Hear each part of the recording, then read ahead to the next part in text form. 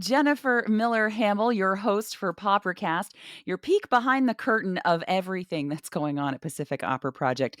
And if you hear me laughing a little bit, it's because there is so much going on behind the curtain at Pacific Opera Project. We are a buzz because you may have heard that we have secured a lease on the building right next door to our very frequent home, the Highland Park Ebell Club.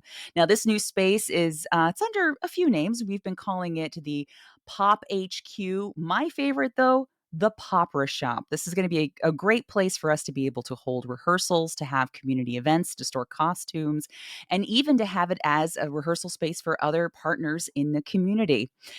We also have some other pretty big news. Now, we have hired a new executive director. We are saying a very fond farewell to our friend Matt Cook, who has been with Pop for many years.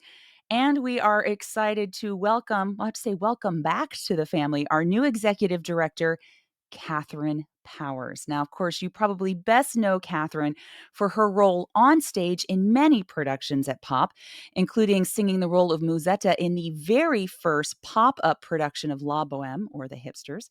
She also sang the role of Susanna in The Marriage of Figaro. She was the diva in our very fun production of Viva la Mama.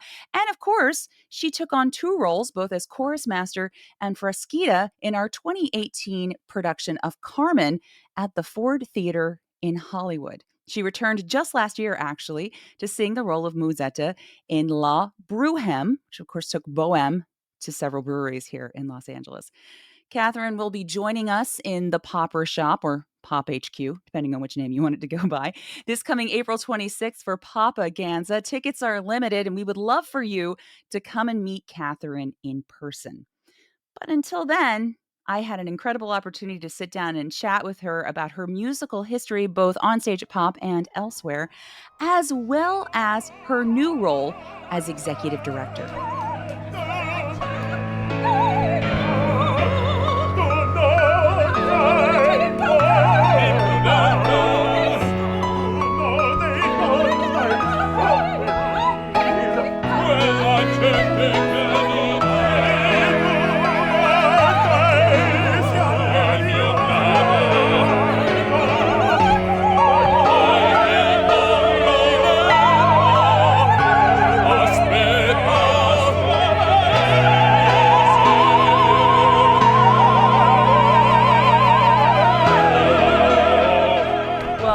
I have to say, Katherine, I'm really excited to be joined by you this afternoon because you're new to Pop in the role that you're doing now. And when I say role, it's not the typical role that you've done with the company before, but where would Pop audiences have known you from previously?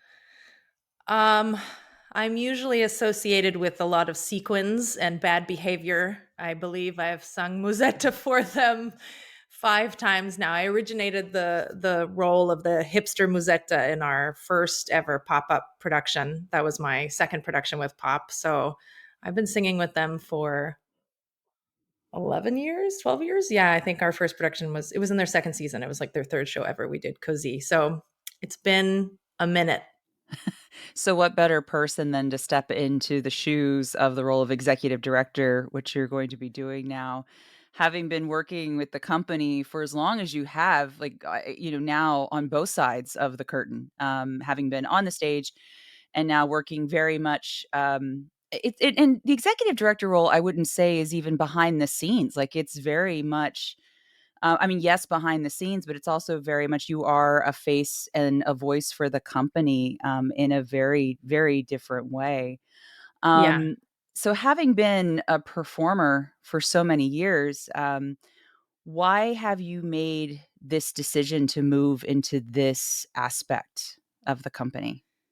Um, that's a great question. I mean, obviously, I have a lot of history with Pop, and I'm a soprano, but in my other life, also for the last 7 years, I've been an arts education administrator. I've been working um, as the director of the Vocal Arts Conservatory at California School of the Arts, San Gabriel Valley, which is a public charter school for the arts. So, in that job, I wear a lot of hats as well as I shall be wearing for Pop, and that is Everything from the nitty gritty of curriculum design and hiring faculty and teaching in the classrooms, and um, but it very much also involves um, the storytelling of the vision and mission of our conservatory and our school. So that's something that I find enjoyable, exciting, because music is something that I am very passionate about, and opera Mhm. is something that I'm very passionate about. So yes, amongst the nitty gritty stuff that I'll be doing for Pop, I see my role of executive director,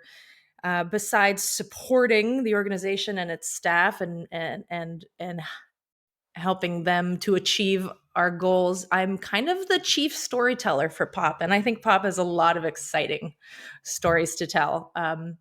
I was just chatting with Tila Thiessen, our director of community engagement and education, and she told me that half of the audience that just came to Superflute were new to opera.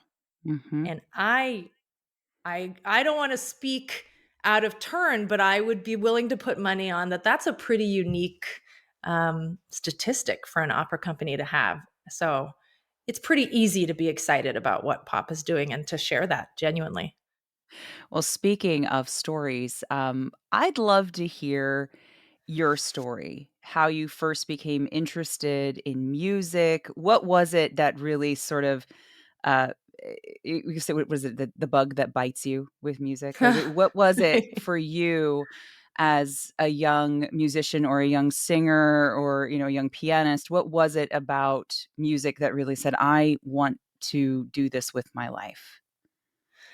um, I grew up as a film actor in Canadian film and television, and my parents were involved in television production. And I Mhm. went to an art school very similar to the one that I am wrapping up my time with now. And I saw a performance by the choir, and it was a beautiful piece done on Remembrance Day, which is Veterans Day here in the United States. And I was very moved by it. And the thought just came to me very simply, I want to do that. And so I switched to the vocal program. I was very lucky to have an amazing teacher, as many people who end up in music, in the music profession, often have a teacher or several teachers that they can point to in their life that have been life changing for them. And I have had several, and the first one was there. And I fell in love with music first through choral music, classical music, and then moved to Los Angeles to go to theater school. And through a flukish series of events, had a vocal injury and decided that I would go back to school for singing. First, so that I just would learn about my voice and never hurt myself again. And I went to PCC and sang an opera aria.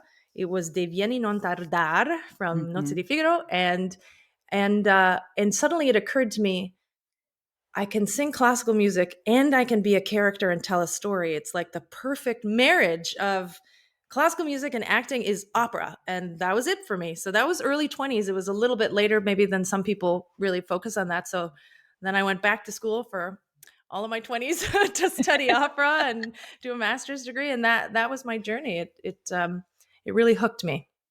And I will have Devyani stuck in my head now for the rest of the day. Thank you. Yeah, well, it's not a bad one to have stuck in your head. No, not at all, not at all. I wanna circle back to what you said a little bit earlier about your previous life, that you worked in film and television in Canada. Yeah, I Um, did. Tell us a little bit about that, because that's a very fascinating thing. I'm sure some of our listeners are probably going, "Wait, has she been in anything I've seen?" Like, so yeah. Yes, though it was under my maiden name, so you'd have to work to find it. Yeah, I started when I was 10, and I think probably just naturally had the interest because my parents were directing and producing and writing Mhm. television, and I got an agent and I booked my first audition, which was a Jello commercial. And yeah, and I was just kind of hooked from there. Being on set is invigorating and creative and really fun. And as a child, you're treated as an adult, which is kind of a fun thing. Learned a few lessons along the way, like don't eat blue M&Ms on lunchtime before you have to be on camera again, because you will shut down the production while somebody goes and buys a toothbrush for you because your mouth is blue. Um, but I did a lot of sort of uh, preteen television series, several of which ended up playing on Nickelodeon in the United States. So I definitely encountered people in my life, in grad school that were like, "Oh, you were on that show." Yeah, but it. I mean, that's why I fell in love with opera, because you sort of get to still play characters and tell stories, but compounded through the power of music. It's just such an incredible medium of human emotion. Now, when you were first starting in the opera world, so you were studying at Pasadena City College, um, Yeah. Then and UCLA, then okay. CCM, then back to Los Angeles. So, what was one of the very first roles that you did? It was the title role in The Merry Widow with Oh, so Anne-Marie just a Ketchum small role. directing. Yeah. Just a little Yes. thing. Yeah. That was at Pasadena City College. Then it was Pamina and Die Zauberflöte. Yeah. I feel like in the early years, every role that I took on, I would look through the score and think, well, this is impossible. Right. Um, and then my process sort of became um, just studying as hard as I could and working on it as hard as I could, so that be able to get from the beginning of the end without making a fool of myself. That was my initial goal. Mhm. And then that's actually how I got with Pop for the first time. I did not audition for them. I was called in to fill in for somebody who had pulled out in Così Fiordiligi, and that was their third production. And that was definitely one at the time that I thought, well, this is impossible. Uh-huh. But I think each role, you become the singer you need to be. As you learn the role, it transforms you. So um, every role I've done, I feel, you take a piece of it with you. Mhm. Hmm. I have to say, it's been really lovely, looking at, the things that you've done and, where you've worked in Los Angeles and how your career as a performer and a storyteller on the stage has morphed into this other role that you've now taken on in working in outreach. And I specifically want to talk about your work with LA Opera that you've been Hmm. doing as one of their, and I'm going to say this wrong, one of their artist educators. Is that correct? Or I think that's about it. I think the phrase we use is teaching artist. teaching artist, thank you. That's Okay, so it. it was Yeah, close. I was that's close it. enough. Yeah. In my other life where I work at KUSC, I've worked at the Kids Discovery Days, so I've gotten to see you sing. That's right. Yes. I think That's I actually right. might have introduced you once. But I think you might have. yeah, but I wanted to talk a bit about your role there, doing this very unique, role with LA Opera, of course, the big name here in town. How did you get involved with, LA Opera Connects, and then what do you enjoy the most about doing that kind of work for them?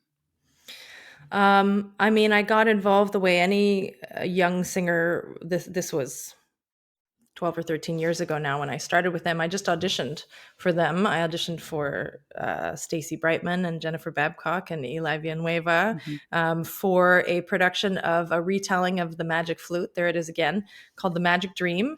It was one of their touring shows, and they tour around LA County. And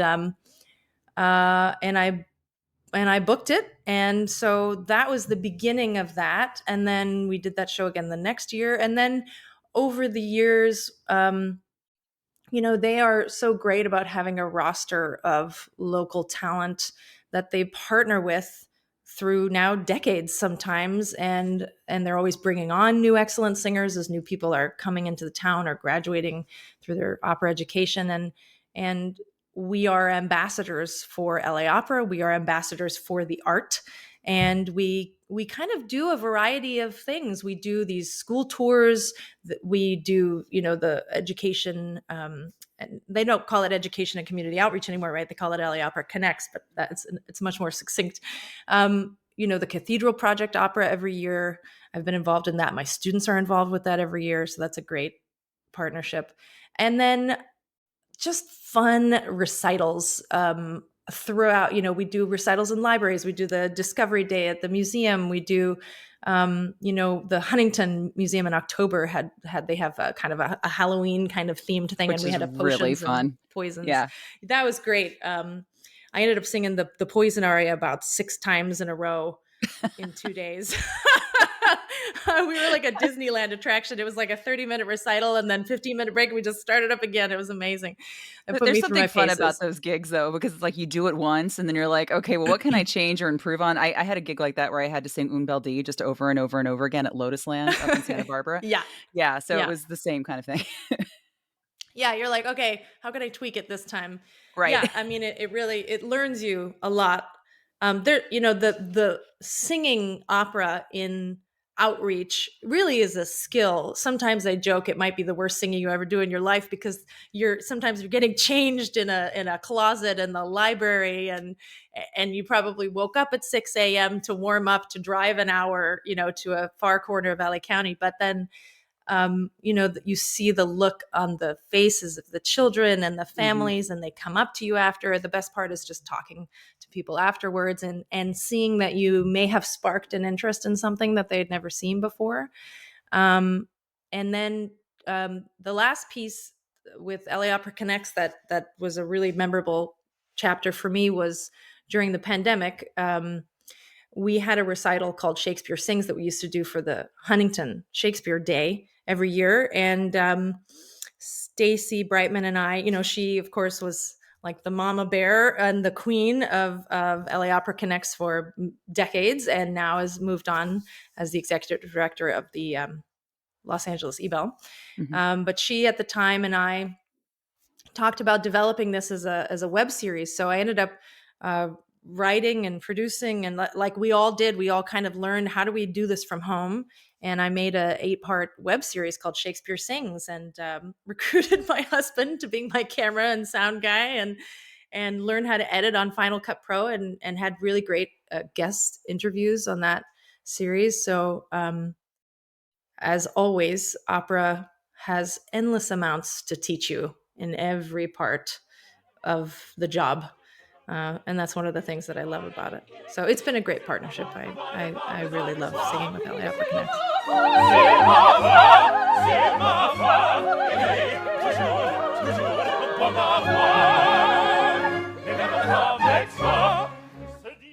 So, as you've been working as an artist and you've been teaching and getting more and more involved with the administrative side and the Mm, outreach side of yeah. arts companies, um, being the executive director of a company, was that something you ever thought about wanting to do?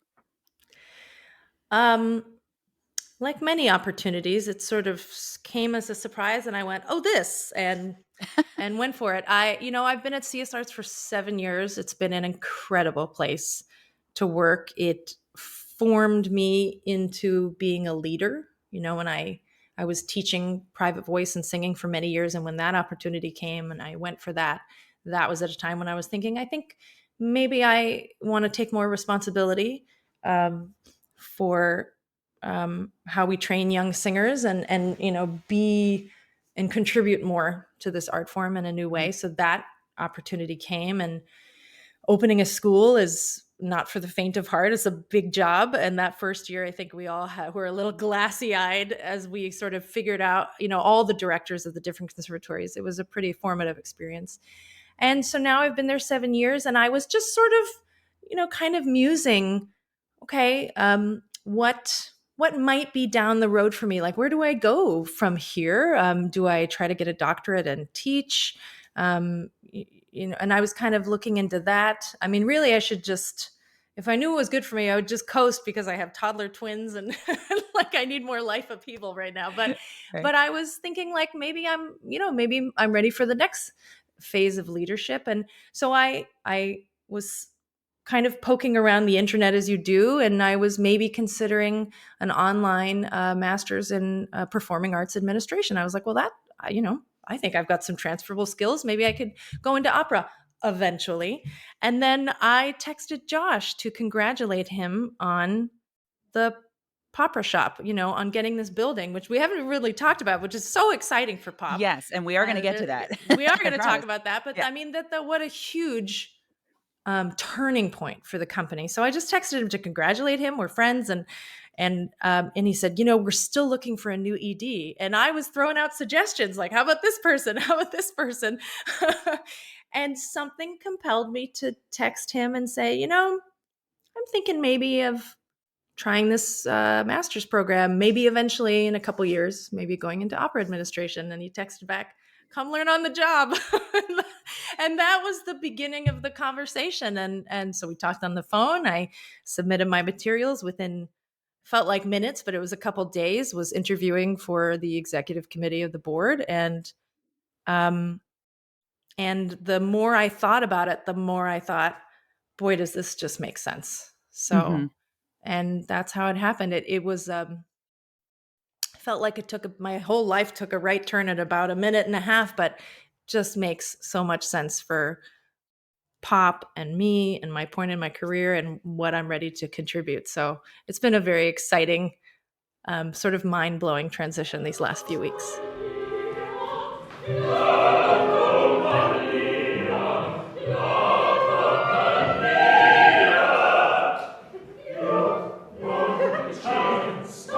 I have to say when Josh, because I'm a for transparency's sake, I'm a member of the board, at POP, I and know. yeah. I know.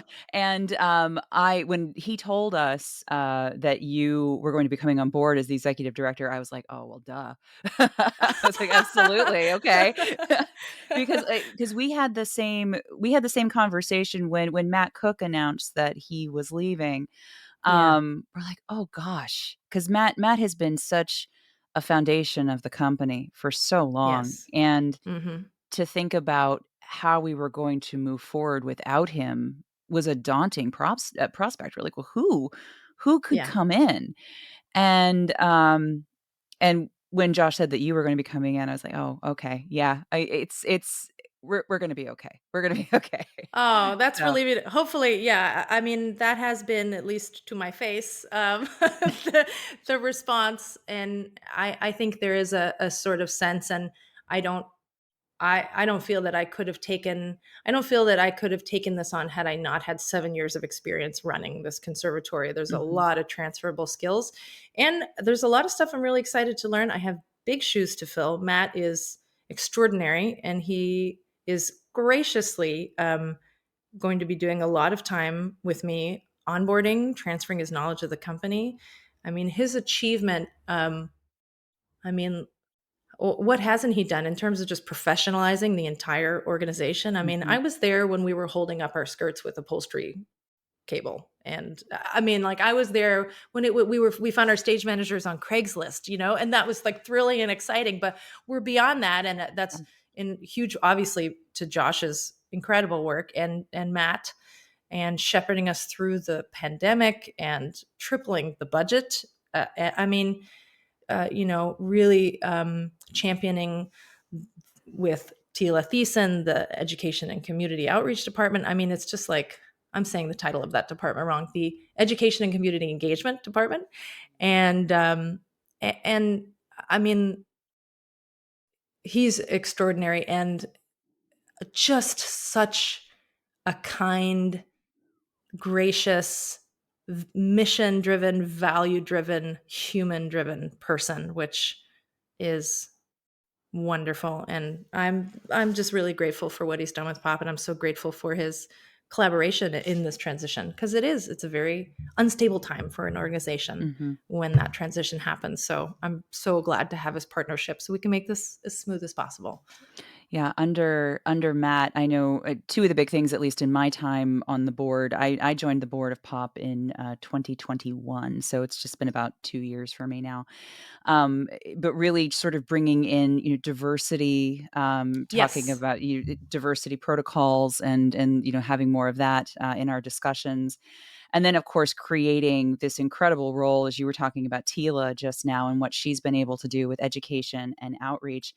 And I have a feeling, based on some of the things you've already done in your career, that this is probably an aspect of pop that you're going to be very, very interested in, the idea of outreach and community engagement. Do you have any thoughts on what you see yourself being involved in on that side of the company going forward? Um, well, gosh, she and I have had a couple discussions about, as we speak, I'm about 6 hours into my tenure with Pop officially.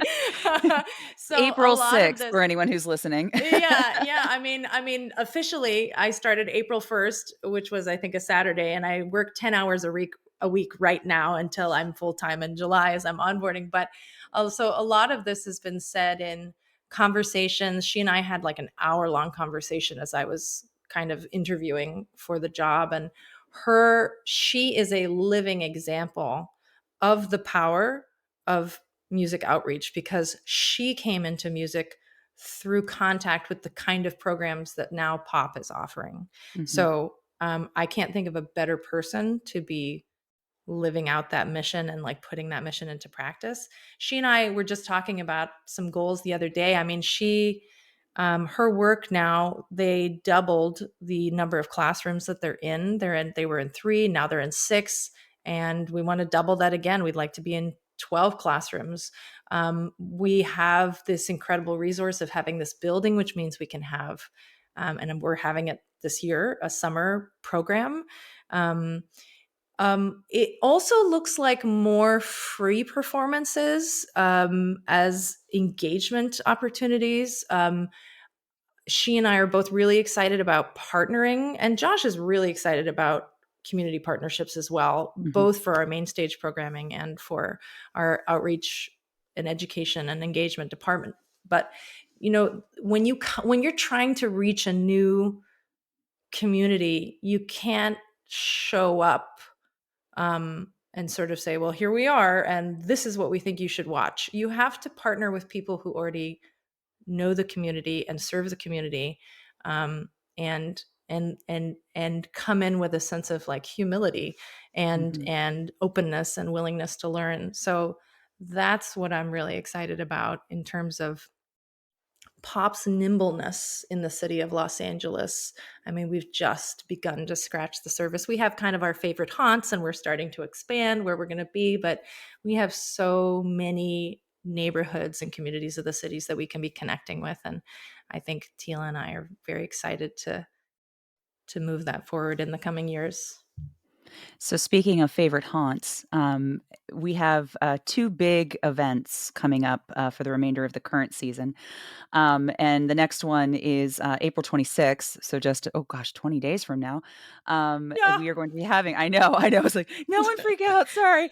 Yeah. But so on April 26th, we are going to be hosting our annual big, gala event. But this time, instead of having it somewhere else, it's going to be in our home. And it's not just our home because we're renting it. It's a home that we've been calling our also performance home for many, many years. Yeah. What can you tell us about the new Popera shop? Yeah, Pop HQ, Popper Shop. I mean, it's got some names. It is a building that we're very familiar with. It is adjacent to the Highland Park Ebell, sort of connected by a narrow breezeway, if you will. And we've been using that space to a certain degree as dressing rooms and after performance sort of party space for many years. But our main performance home over the years that we keep coming back to and that we love is the Highland Park Ebell Club. And the building next to it just happens to be this incredible, gorgeous, beautiful wood floor, high ceilings, beams. It's Chandeliers. got chandeliers. It's Yeah. got space for offices. It's got space for a little costume shop, and to be able to have a home for this company um, is going to mean so much for us in terms of just the very practical things of we have our own rehearsal space now. But what I think we're most excited about is what this space can be for the community, um, to be a hub of culture and music as a venue for recitals, performances, as a rehearsal space for other musical organizations in Los Angeles, as a place where young artists can make recordings.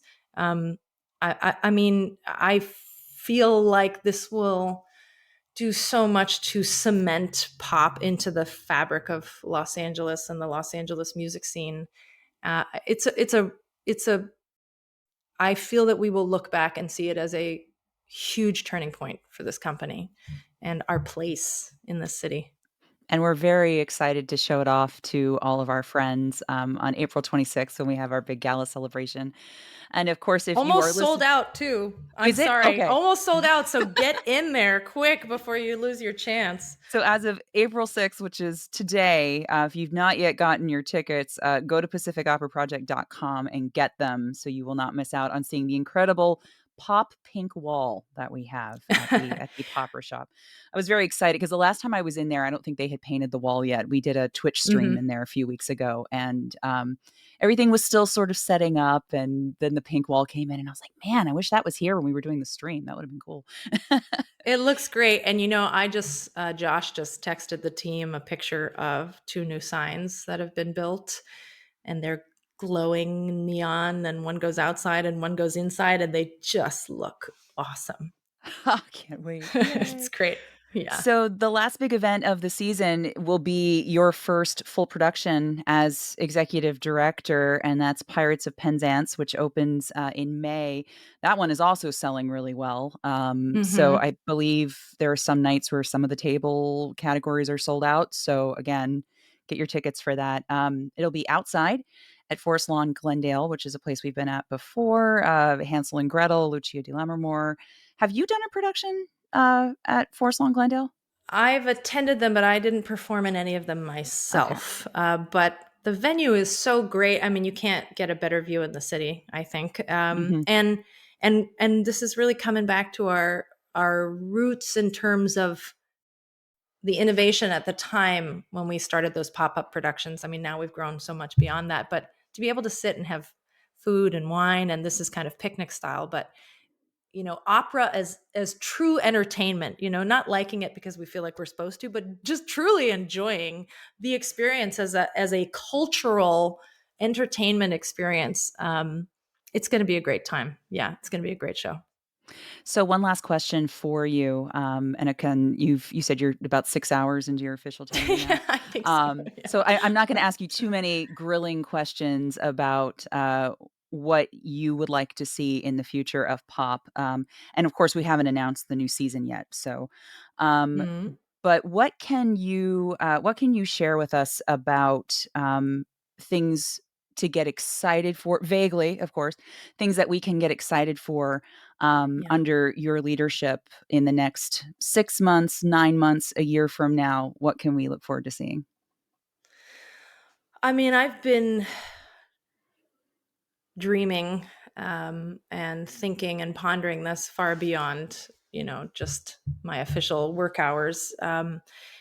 I I see pop as poised to kind of break through to the next level of company, to transition in these next, let's say, 3 years, maybe five, maybe three, we'll see, hopefully three, from a really amazing local company to a truly regional, notable company, and having an awareness of the company on a national and international scale, I think is actually really possible. Because, as I said, the story that pop tells is so unique. So what does that mean in terms of um, budget?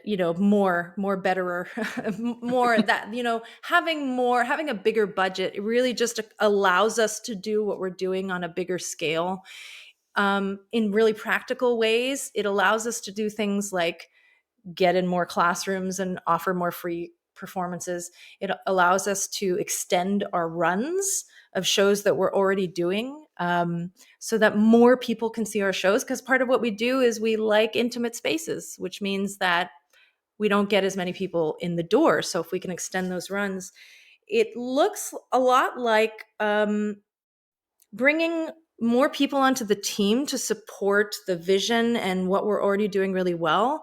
And POP, like any small nonprofit that grows exponentially as POP has been growing, will often grow faster than the staff that support it can grow. Mhm. So we're doing all of these amazing things, and we have such an incredible team working for us. My goal would be to get the support to bring more people on as we grow so that we can share that load a little bit more, and we're making sure that we're not like burning ourselves out because we're growing at such an incredible pace.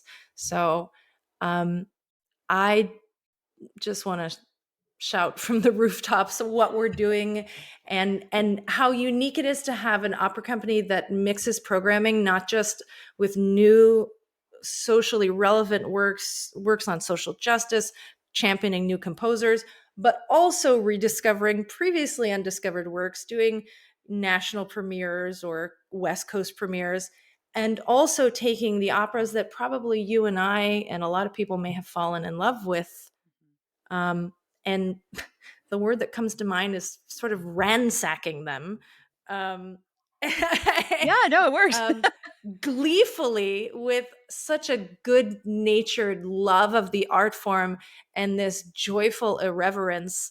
And that mix of programming, I think, is so unique. And for me, it's the ticket when we think about like keeping opera alive, growing opera, moving the art form forward. I think that is such a unique story, and I'm just so excited to tell it and to marshal the resources to help pop expand and get more audiences and people involved in that experience. I love that. I love it. Oh, just so much exciting stuff coming up.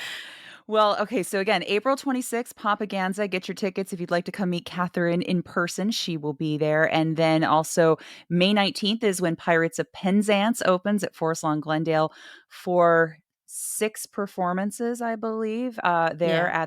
at that venue. Katherine Powers, welcome. Thank you so much for coming on board and being our brand new executive director. And I personally am looking forward to working with you in the weeks and months ahead.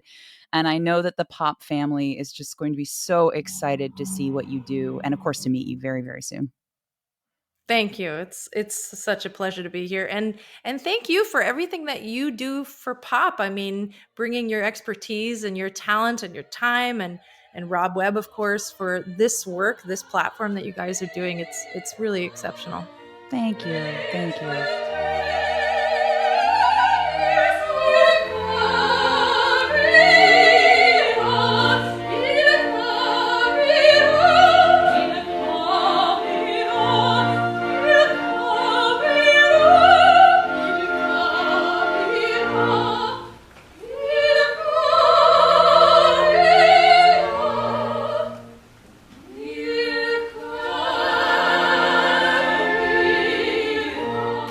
And I can't thank Katherine Powers enough for taking the time this afternoon to talk with me about her brand new role with Pacific Opera Project as our executive director.